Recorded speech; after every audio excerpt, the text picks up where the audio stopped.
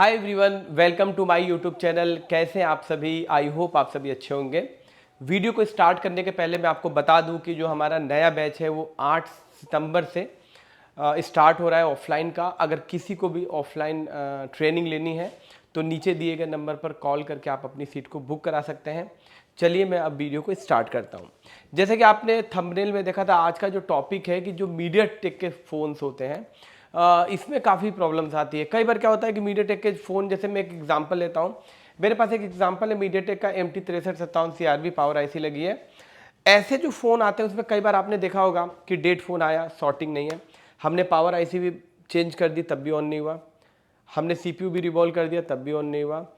eMMC पे भी काम किया, रैम पे भी काम किया, फिर भी सेट ऑन नहीं होता है। तो मैं आपको बता दूं, जो मीडियाटेक के फ़ोन्स होते हैं उसका पूरा कॉन्सेप्ट समझना ज़रूरी है कि जो मीडियाटेक के फ़ोन्स होते हैं उसमें क्वालकॉम के हिसाब से देखा जाए तो बहुत सारे डिफरेंसेस होते हैं। तो आज मैं मीडियाटेक के वो आपको बेहतरीन टिप्स देने वाला हूं, जिससे कि अगर कोई भी मीडियाटेक का फ़ोन आए तो आप उसको ईजिली डायग्नोसिस कर पाओगे और अब आपकी दुकान से मीडियाटेक के जितने भी डेड फ़ोन आते हैं वो रिटर्न नहीं होंगे। तो चलिए वीडियो को स्टार्ट करते हैं। आज का टॉपिक रहने वाला है कि अगर कोई भी मीडियाटेक का फ़ोन आता है, जैसे मैंने आज एक एग्जांपल लिया 6357 CRV और वो डेड है, लो बूटिंग का है, तो उसको किस तरीके से डायग्नोसिस करेंगे। तो चलिए वीडियो को स्टार्ट करते हैं। जैसे सपोज करो ये मेरे पास एक बोर्ड है, यहाँ पे देखो इसमें ये एक Redmi 9A का बोर्ड है, या आप कोई भी बोर्ड ले सकते हो जिसमें MT6357 CRV लगी हो पावर आईसी। ये इसका प्रोसेसर है, ये इसकी रैम है, ये इसका हार्ड डिस्क है और ये हो गई आपकी पावर आईसी। ठीक है, तो आज का टॉपिक ये है कि सपोज करो आपके पास कोई डेड फोन आया, ठीक है, और उसके अंदर शॉर्ट सर्किट नहीं है, बीपीएच में भी शॉर्टिंग नहीं है और बीबेट पे भी शॉर्टिंग नहीं है, लेकिन फिर भी डेड है। आपने इसको सिस्टम से कनेक्ट किया, पीसी से कोई पोर्ट नहीं बनाया। आपने जब ऑन ऑफ को दबाया तो कई बार आपने देखा होगा ऑन ऑफ स्विच को दबाने पे 0.10 मिली एम्पियर का करंट कंजप्शन होता है, या 0.20 मिली एम का, या 0.30 मिली एम का, या 0.50 मिली ओम का करंट कंजप्शन होता है, और जैसे ही आप स्विच को रिलीज करते हो तो जीरो हो जाता है।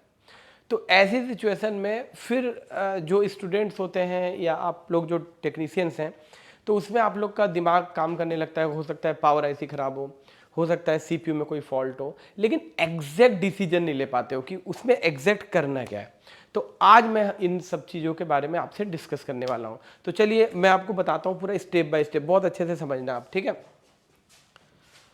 तो देखिए जैसे इस फ़ोन की अगर हम बात करें तो ये इस फ़ोन की चार्जिंग आईसी है SGM41511 और इसके पास एक स्विचिंग कॉइल लगी है। तो सबसे पहले आप अपने फ़ोन में चार्जर लगाइए और इस कॉइल पे चेक किए, हमारा आना चाहिए 3.7 BPH बनना चाहिए। आप सबको पता है कि जब चार्जिंग आईसी यहाँ पे BPH बनाएगी तो ये BPH सप्लाई सबसे पहले आपके फ़ोन की पावर आईसी पे जाएगी। ये आपके फ़ोन की पावर आईसी है, ठीक है। तो सबसे पहले कोई भी डेड फोन आया, आपने बीपीएच चेक किया, तो बीपीएच चेक करते आपको पता चल गया कि चलो चार्जिंग आईसी रिस्पॉन्स कर रही है। उसके बाद जब बीपीएच पावर आईसी के अंदर आता है तो आप यहाँ पे ध्यान से देखिएगा, यहाँ पे 5 बक कॉइल लगी है, आप देख सकते हो यहाँ पे 1 2 3 4 और 5, ठीक है। तो हमारा जो दूसरा सेकेंड वे होता है रिपेयरिंग करने का, हम सबसे पहले इनके ऊपर बक वोल्टेजेस चेक करेंगे, ठीक है। तो सपोज करो ये जो कॉइल है इसको बोलते हैं VS1। VS1 यानी होता है इस कॉइल पे हमारी वोल्टेज बनती है 2.05। तो सबसे पहली वोल्टेज चार्जर लगा के चेक करो कि इस कॉइल पे आना चाहिए 2.05। इसको हाई एलडीओ के नाम से जानते थे क्वालकॉम में, और मीडियाटेक में इसको VS1 के नाम से जानते हैं। ये जो वोल्टेज है पावर आईसी से ही निकलती है और अगेन पावर आईसी के अंदर ही जाती है और इसके एलडीओ सर्किट को ऑन करती है। ये जो दूसरी कॉइल देख रहे हैं, ये दूसरी कॉइल एक ऐसी कॉइल होती है जो जिस पे आपके मॉडेम के वोल्टेज बनेंगे 0.6 से 1.2 के बीच में, ठीक है। तीसरी कॉइल जो होती है, हो सकता है कोर की वोल्टेज बने 0.6 से 1.2। जितने भी सीपीयू पे वोल्टेजेस जाएंगे उसके लास्ट जो होगा मैक्सिमम वोल्टेज 1.2 से ज़्यादा नहीं होगा, इसीलिए मैंने लिखा है 0.6 से 1.2। उसके बाद से एक वी प्रोक की वोल्टेज बनती है, ये भी बनती है 0.6 से 1.2। मतलब ये जो तीनों कॉइल आप देख रहे हो, ये तीनों कॉइल पे की जो वोल्टेजेस बनेंगी, एक बनेगी वी कोर सीपीयू के लिए 0.6 से 1.2, एक बनेगी वी प्रॉक वोल्टेज फॉर प्रोसेसर, ये भी कोर के लिए होती है, सीपीयू के लिए 0.6 से 1.2, और एक बनेगी मॉडेम की, ठीक है, ये भी सीपीयू के लिए जाएगी 0.6 से 1.2। तो ये तीनों वोल्टेज बनना एकदम कंपलसरी है, ये बननी चाहिए, और ये तीनों वोल्टेज सीपीयू के अंदर जाएगी। और जो ये पांचवी कॉइल है ना, इसको हम बोलते हैं वीपीए। इसको बोलते हैं वीपीए, मतलब वोल्टेज फॉर पीए। ये 4G पीए के लिए रिक्वायर वोल्टेज है। तो ये जो वोल्टेज है नहीं बनती है। अगर आप किसी भी डेड फोन को रिपेयर करोगे तो इस कॉइल पे 2.05 बनेगी, इस कॉइल पे 0.6, 0.6, 0.6 से 1.2 तीनों पे बनेगी, और इस कॉइल पे कोई भी वोल्टेज नहीं बनेगी। ये बनेगी सिम लगाने के बाद। तो डेफिनेटली आपका फ़ोन डेड है, तो इस वोल्टेज की अभी हमें कोई ज़रूरत नहीं है। तो सबसे पहला हमारा कॉन्सेप्ट तो यही कहता है कि आप पूरी बग को चेक करो, ठीक है। अब सपोज करो आपने बग चेक किया, ठीक है, मान लो बग बन गई, ये पूरी बग बन गई, यहाँ पे पूरी बग बन गई। या फिर हो सकता है कि ये बग बन तो गई, कांपती है, जैसे 2.05 आया, फिर ड्रॉप हुआ, फिर आया, फिर ड्रॉप हुआ, फिर आया, फिर ड्रॉप हुआ। इसको बोलते हैं फ्लैक्चुएशन।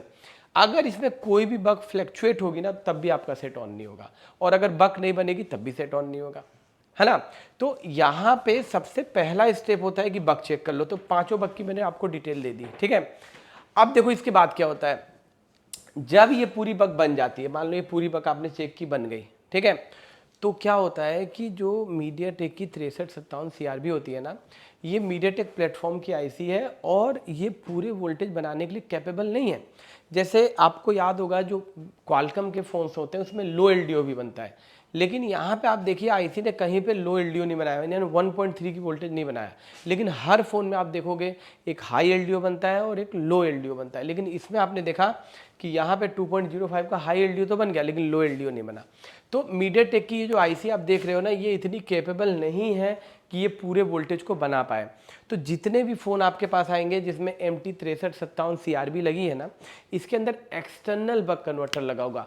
एक्सटर्नल बक कन्वर्टर का मतलब होता है कि ये आईसी अकेले पूरी वोल्टेज नहीं बना सकती है, इसीलिए कंपनी ने इस पर लोड नहीं दिया। कंपनी ने सोचा यार अगर पूरा लोड इस पर दे देंगे तो हो सकता है शॉर्ट कर जाए, सस्ती आईसीज होती हैं।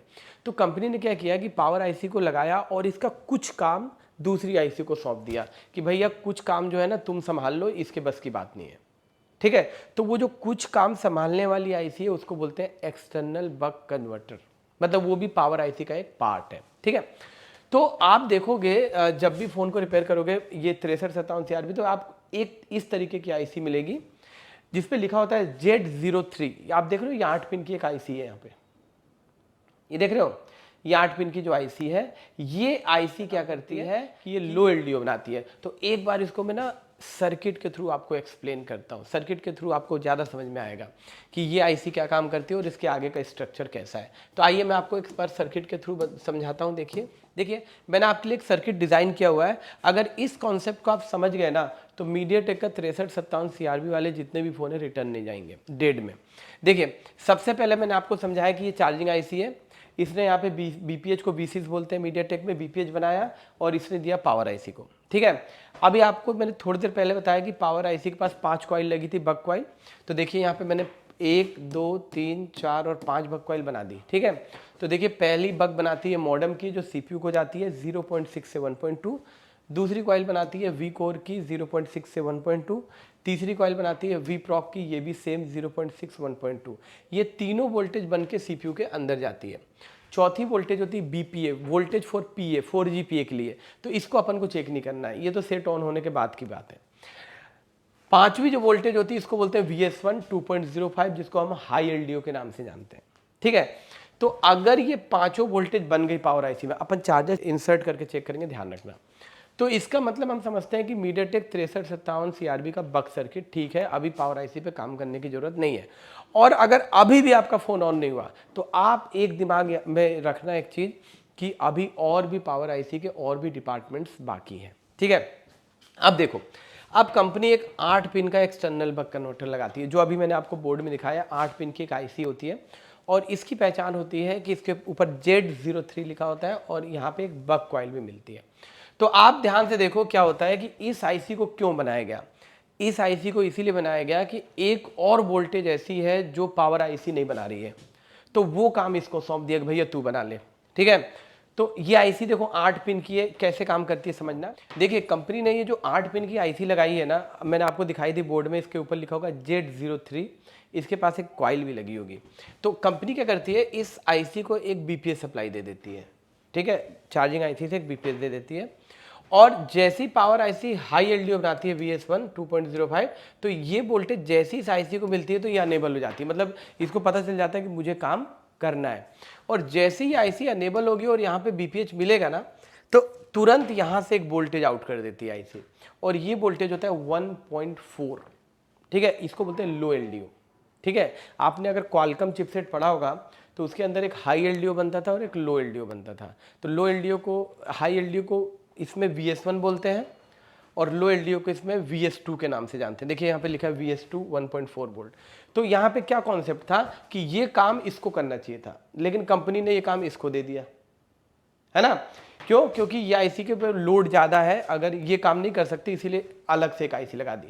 तो आप समझ गए होंगे कि ये जो वोल्टेज बनती है 1.4, ये वापस घूम के पावर आईसी के अंदर जाती है और इसके एलडीओ सर्किट को ऑन करती है। मतलब ये हुआ कि अगर ये आईसी भी खराब हो गई एक्सटर्नल बक कन्वर्टर की, और इसने 1.4 नहीं बनाया, तो यकीन मानिए आपका सेट ऑन नहीं होगा।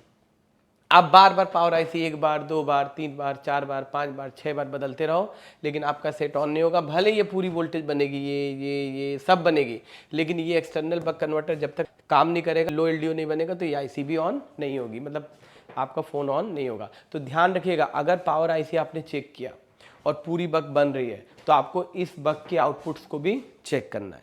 ठीक है, अभी मैं आपको ना प्रैक्टिकल करके दिखाता हूँ कैसे चेक करना है। तो अपन सीख गए हैं कि हमारे फ़ोन में अगर जब भी हम 6357 CRB वाला कोई भी फ़ोन रिपेयर करेंगे, तो 2 पावर आईसी हो गई। मतलब पावर आईसी आपके लिए आसान शब्दों में बता रहा हूँ कि एक तो पावर आईसी ये हो गई जो बक बना रही है, और एक और बक ये भी बना रही है 8 पिन की आईसी, और यहाँ पे 1.4 अपन चेक करेंगे। अगर यहाँ पे 1.4 बन गए तो ये आईसी ठीक है। अगर इस कॉइल पे 1.4 नहीं बने तो समझ लो ये आईसी क्या हो सकती है, खराब हो सकती है, इससे भी आपका फ़ोन डेड हो सकता है। तो चलो आगे चलते हैं।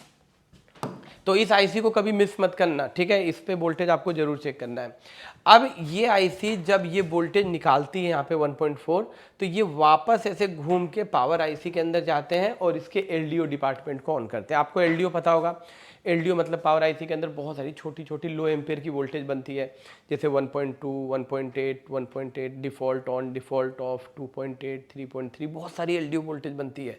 तो ये वोल्टेज जब वापस घूम के जाती है ना, तो ये पावर आईसी के एलडीओ वोल्टेज को एक्टिव करती है। मान लो अगर ये वोल्टेज नहीं बनेगी ना, तो फिर पावर आईसी के एलडीओ वोल्टेज एक्टिव नहीं होंगे और आपका सेट ऑन नहीं होगा। अब क्या होता है कि अब हो गई अब पावर आईसी नंबर 1 और पावर आईसी नंबर 2, ये 2 पावर आईसी हो गई, है ना।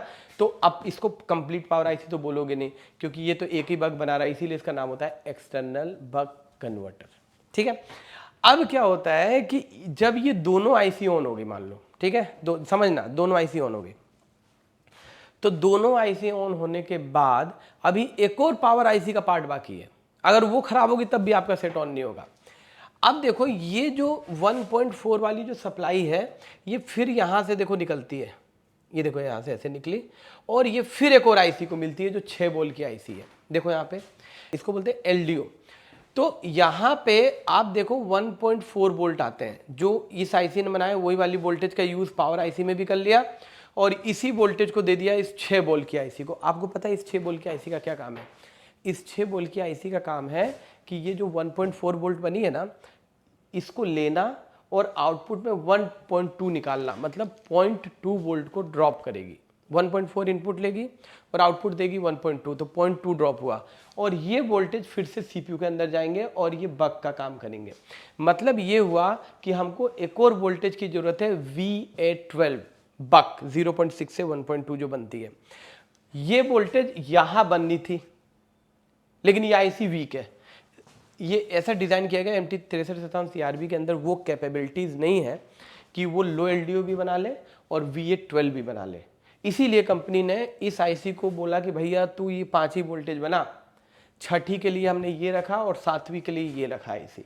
तो आप देखो, जब 1.4 वोल्ट की सप्लाई इस आईसी में मिलती है, तो ये एलडीओ का काम है कि 0.2 को ड्रॉप करता है और यहाँ पे निकालता है 1.2, और ये एक नई बक बनती है जिसका नाम है VA12, और ये सप्लाई चली जाती है सीपीयू पे, और अब जाके आपका फोन ऑन होता है।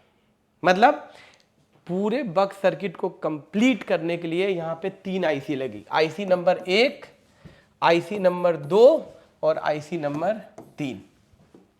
ठीक है, अब आप बोल रहे होगे कि ये आईसी कहाँ लगी है, मैं दिखाता हूँ आपको कहाँ लगी है।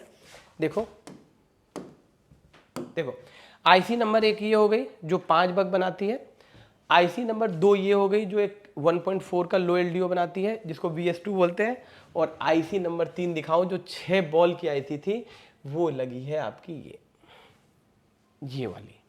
इसका काम है 1.4 को लेना और उसको 1.2 में कन्वर्ट करके सीपीयू को देना। तो अगर भाई साहब ये भी आईसी खराब हो गई ना, तब भी आपका सेट ऑन नहीं होगा। ठीक है, तो इसका मतलब क्या समझ में आया कि जब भी कोई डेट फोन आता है तो पहले पावर आईसी को पूरी बग 5 चेक करो, फिर एक्सटर्नल बग कन्वर्टर का 1.4 चेक करो, और फिर ये 6 वोल्ट का जो एलडीओ लगा है इसका आउटपुट का 1.2 चेक करो। तब जाके आप बोलोगे कि मेरा बग सर्किट ठीक है। अगर एक भी खराब हुई, एक भी वाटर डैमेज हुआ, तो आपका सेट ऑन नहीं होगा। ठीक, अभी मैं आपको चेक करके भी दिखाऊंगा पूरा हार्डवेयर से कि आपको किस तरीके से करना है। अब आगे एक और बात बताता हूं मैं। देखिए आप ध्यान से देखिएगा, थोड़ा गौर कीजिएगा इसको।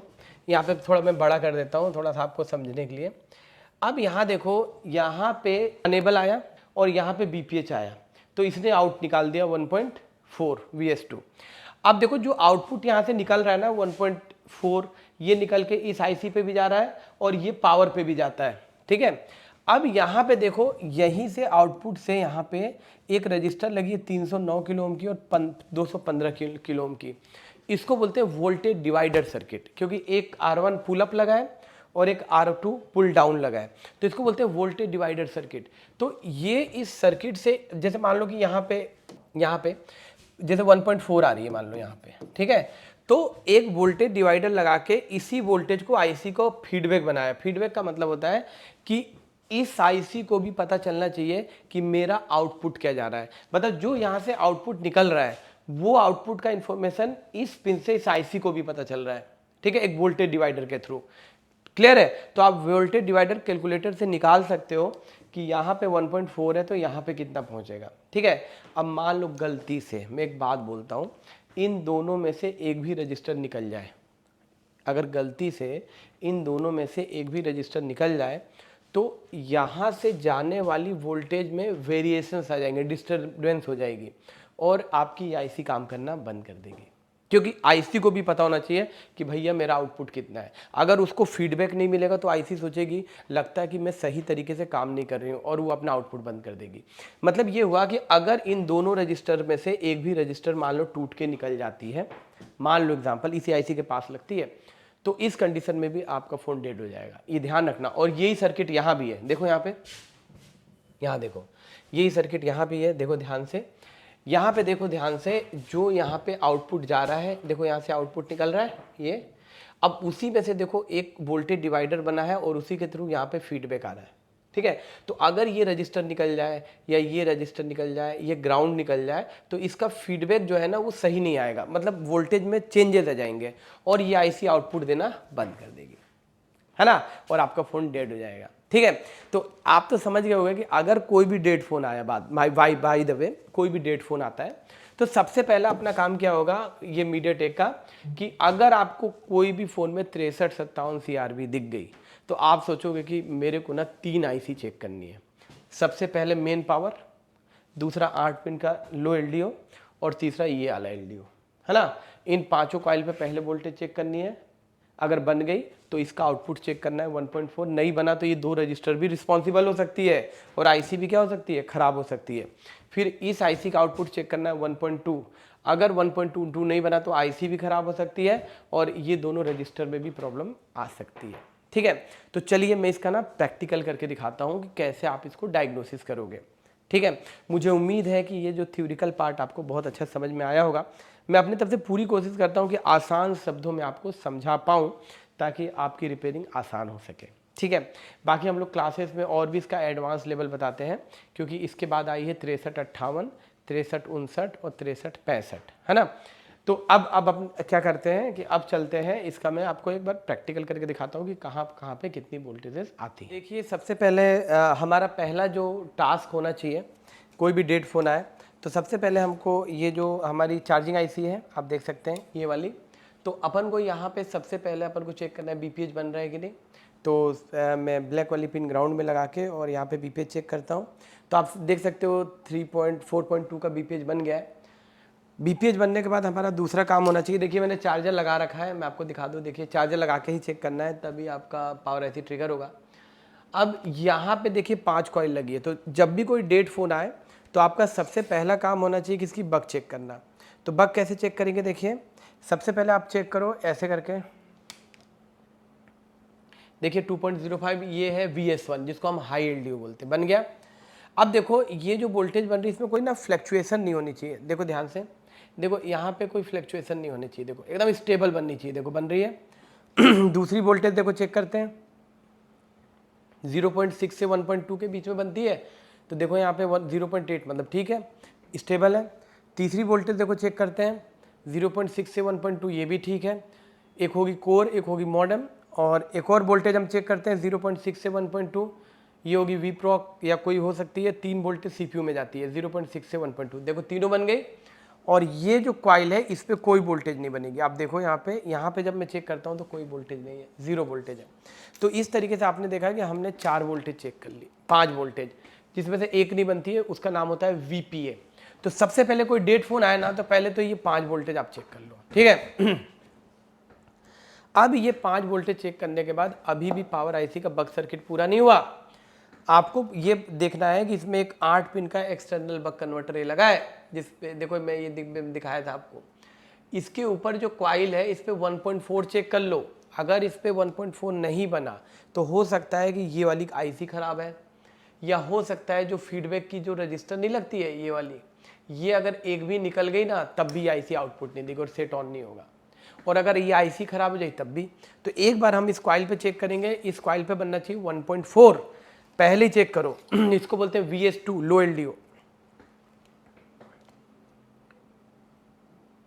देखो बन गए, ये बन गए 1.4।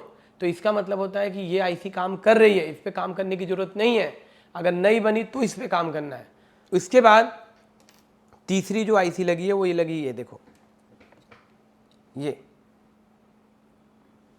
ये जो आईसी है इसको LDO बोलते हैं। ये आईसी का काम होता है कि इस आईसी में वो जो अभी 1.4 बनी थी ना, वो इस आईसी में यहाँ पे आती है, देखो यहाँ पे आ गई। अब ये आईसी का काम ये है कि इस वोल्टेज को 1.4 यहाँ आएगी और यहाँ से निकालेगी 1.2, देखो यहाँ पे निकल गई, और ये वोल्टेज चली जाएगी सीपीयू के अंदर। तो अगर ये वाली आईसी भी खराब हो गई, ये वाली, और यहाँ पे 1.2 नहीं आया, तो फिर आपका सेट ऑन नहीं होगा। या ये जो 2 रजिस्टर देख रहे हो याली, इसमें से एक भी रजिस्टर टूट के हट गई तो इस आईसी को फीडबैक नहीं मिलेगा। फीडबैक नहीं मिलेगा तो तब भी आपका सीपीयू पे वोल्टेज नहीं जाएगा और सेट ऑन नहीं होगा, और पूरी बकें फ्लैक्चुएट होने लगेगी। मैंने जो 5 बक चेक की ना वो सब कांपने लगेगी। कई बार आप लोग यहाँ से सील उखाड़ देते हो, यहाँ पे सील उखाड़ देते हो, तो ये रजिस्टर का ग्राउंड निकल जाता है, और जैसे ग्राउंड निकलेगा तो फीडबैक मिलना बंद होगा और ये आउटपुट देना बंद कर देगा, सेट आपका डेड हो जाएगा, ठीक है। तो इस तरीके से आपने देखा कि एक मीडियाटेक 6357 CRV वाले फ़ोन में आपको 3 आईसी की आउटपुट्स को चेक करना पड़ता है। कैसे करना पड़ता है वो मैंने बता दिया, लेकिन अभी भी बहुत सारी चीज़ें हैं इसमें एक डेड फ़ोन को रिपेयर करने के लिए। तो आज जो मैंने आपको सर्किट बताया है ये बहुत इंपॉर्टेंट रोल प्ले करता है। आप यकीन मानिए, आप इसको अच्छे से स्टडी कीजिए, आपको बहुत सारे फ़ोनों में इसी सर्किट में कोई ना कोई फॉल्ट मिल जाएगा, और इसमें से एक भी आईसी खराब हुई तो सेट ऑन नहीं होगा, ठीक है। तो इसी तरीके के अगर एडवांस लेवल के, इससे भी एडवांस लेवल के डेड फ़ोन की रिपेयरिंग अगर आपको सीखना है तो हमारा जो इंस्टीट्यूट है वो बदरपुर दिल्ली में है, और सेलफोन सॉल्यूशन आप देख ही रहे हैं। आप हमारे इंस्टीट्यूट को ज्वाइन कर सकते हैं ऑफलाइन में, और हमारा जो नया बैच मैंने बता दिया 8 सितंबर से स्टार्ट हो रहा है। तो इसी तरीके की इन्फॉर्मेटिव नॉलेज अगर आपको लेना है तो प्लीज़ वीडियोस को सब्सक्राइब कीजिए, लाइक कीजिए और शेयर कीजिए, और इन्जॉय करते रहिए। तो चलिए दोस्तों, फिर से मिलेंगे नेक्स्ट वीडियो में, तब तक के लिए आपका बहुत बहुत धन्यवाद।